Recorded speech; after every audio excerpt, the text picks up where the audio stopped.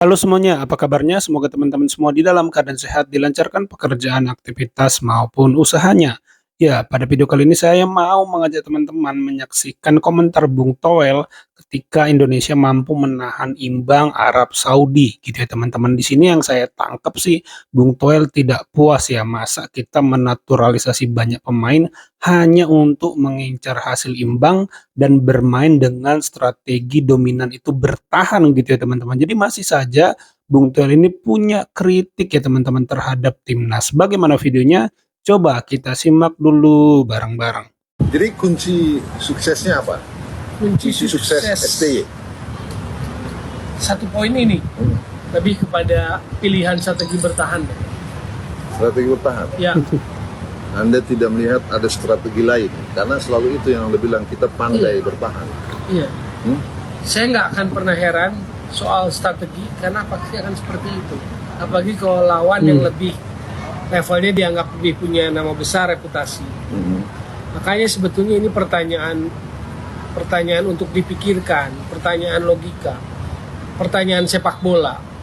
Jadi kita butuh 9 pemain naturalisasi di starter untuk bisa mencuri 1 poin, untuk bisa menahan imbang dan main bertahan lawan Arab. Jadi artinya dengan 9 naturalisasi di starter pun kita mainnya itu bertahan dan hanya mencari hasil imbang. Hanya mendapatkan. Iya, dan memang mencarinya hasil imbang tujuannya. Oke. Kemudian mendapatkan.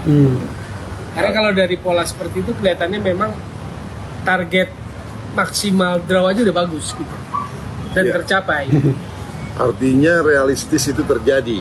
Ya. Karena kan kita pahami STY pun dia realistis Ya. menghadapi sekelas Arab, nanti kemudian Australia, Jepang.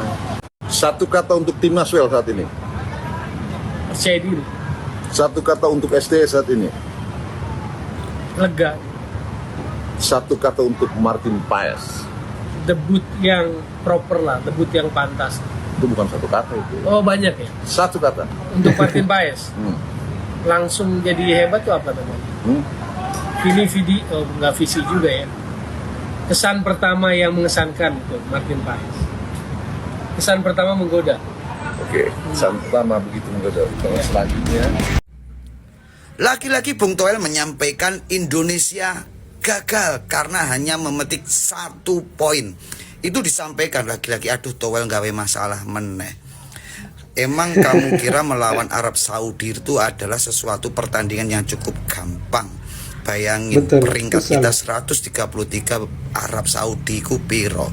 Kok iso-isone, kok bisa-bisanya kamu menyampaikan ini adalah hasil yang buruk untuk tim nasional Indonesia karena hanya mendapatkan 1 poin. Aduh rek.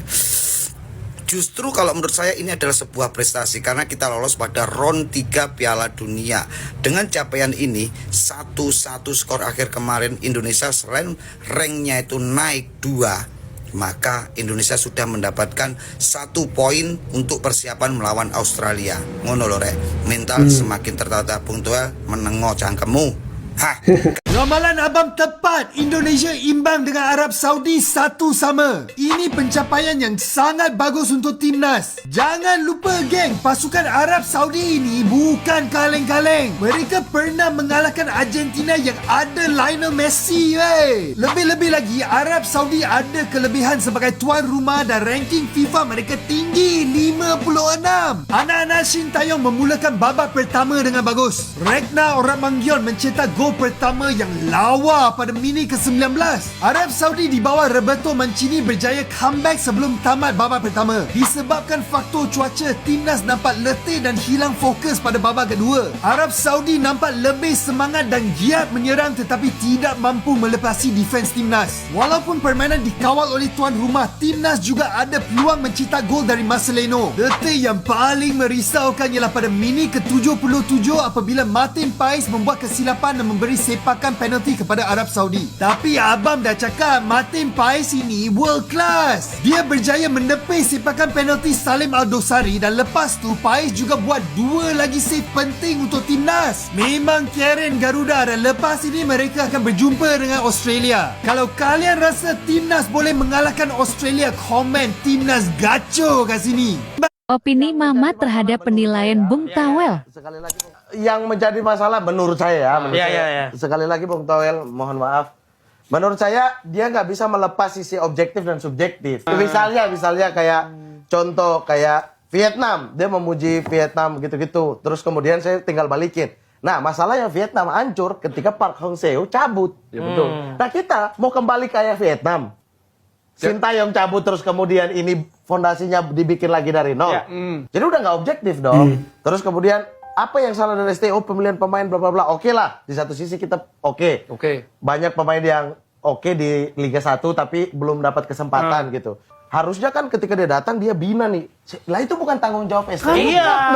Itu tanggung jawab klub. Balotelli Conte pun coret gitu loh. Iya. Karena nggak mau ngikut, yang bisa pegang dia cuma Prandelli sama Mancini. benar. Sisa dari itu pelatih Itali udah gak sanggup. Apa Balotelli gak bisa. Sorry guys. Ya betul. Sementara ada beberapa pemain kayak Podolski misalnya jelek terlalu di klub, sesekali doang di klub bagus. Iya. Tapi di Jerman Selalu. sisi kiri siapa yang mau geser Podolski? Itu. Skurle. Gak bisa. Nggak bisa. Ya dia doang. Podolski. Nah itu yang berlaku juga buat kayak Arhan. Tidak dapat menit bermain di Jepang. Korea.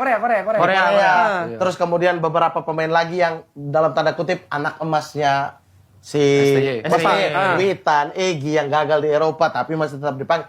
Ya siapa tahu mereka cocok dengan pakem yang mau dibikin dibandingkan Lili Pali yang bagus tapi tidak cocok dengan pakemnya STY. Mau di ngapain? Bilang masuk akal emang. Mamat bukan sebarang gansop. Tonton selengkapnya di YouTube-nya Vindas. Ya tadi Bung Toel bilang targetnya memang cuman imbang kok gitu. Saya pikir enggak ya. STY ini orangnya ambisius dan dia mentalnya mental juara ya. Terbukti Indonesia itu kan ngegolin dulu baru Arab Saudi menyamakan kedudukan. Saya pikir targetnya bukan imbang ya. Targetnya itu menang.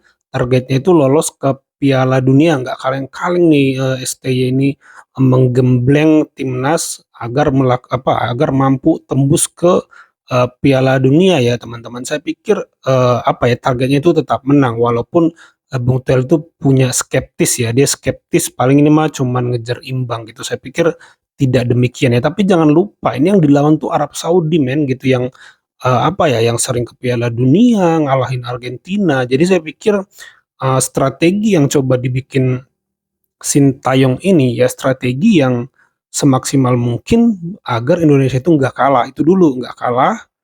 Kalau nggak kalah maka potensinya ada dua, imbang ada poin atau menang ada poin. Jadi saya pikir di sini sangat ketat ya strategi Sintayong ini ya sangat ketat. Dia memikirkan di awal-awal jangan kalah dulu. Nanti kita lihat potensinya menang atau imbang. Yang manapun ini tetap ada poinnya dibandingkan dengan kalah sehingga masih membawa asa untuk lolos ke Piala Dunia. Saya pikir di sini Sintayong sangat baik ya teman-teman. Saya tidak tahu kenapa Bung Toel sangat skeptis ya teman-teman dengan formasi dan strategi bermain Indonesia mengingat yang dilawan bukan tim atau negara kaleng-kaleng ya, negara hebat nih dalam sepak bola ya teman-teman. Nah, kalau menurut teman-teman bagaimana? Coba tulis di kolom komentar.